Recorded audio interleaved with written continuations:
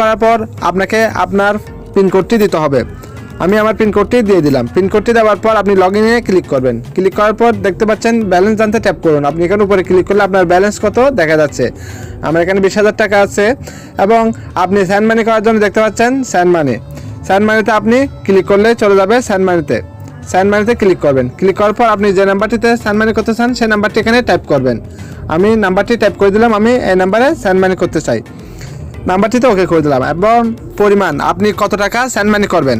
আমি এখানে 12,180 টাকা সেন্ড মানি করবো, সেটা লিখে দিলাম। এরপর ক্লিক করবেন পরবর্তীতে এবং আপনার নাম্বারটি একটু চেক করে দেখবেন। পরবর্তীতে ক্লিক করার পর দেখতে পাচ্ছেন রেফারেন্স, মানে আপনি এখানে চাইলে আপনার নামটা দিতে পারেন। রেফারেন্স আমি আমার নামটা দিয়ে দিলাম।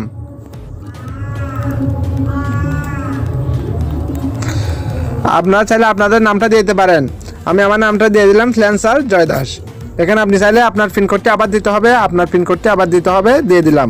আপনি চাইলে এখানে আপনার নামটা দিতে পারেন এবং পিন কোড দিতে হবে এবং পরবর্তীতে ক্লিক করতে হবে। দেখতে পাচ্ছেন বন্ধুরা এখানে কোনো খরচ কাটতেছে না এবং বিকাশ থেকে নগদ অনেক গুণ ভালো এবং এতে সেন্ড মানি করলে 1 টাকাও কাটে না।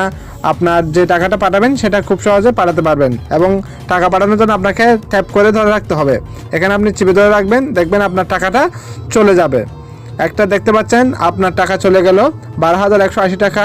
এভাবে আপনি খুব সহজে টাকা পাঠাতে পারবেন। খরচ 0 বিকাশ থেকে নগদ অনেক গুণ ভালো। ক্যাশ আউট চার্জ আপনার 11 টাকা অথবা 12 টাকার মতো কাটে এবং বিকাশে কাটে 20 টাকা, প্রায় 19 টাকা। আর এখানে সেন্ড মানি করলে যত ইচ্ছা তত সেন্ড মানি করতে পারবেন, কোনো টাকা কাটবে না। বিকাশে 5 টাকা 10 টাকা সেন্ড মানি কেটে ফেলে। তো সুতরাং বোঝা যাচ্ছে নগদ অনেক দিক থেকে ভালো। অবশ্যই আপনারা বেশি বেশি করে নগদ ব্যবহার করেন আর আমার চ্যানেলটি সাবস্ক্রাইব করবেন, পাশে থাকা বেল আইকনটি ক্লিক করবেন এরকম নতুন নতুন ভিডিও পাওয়ার জন্য। ধন্যবাদ সবাইকে।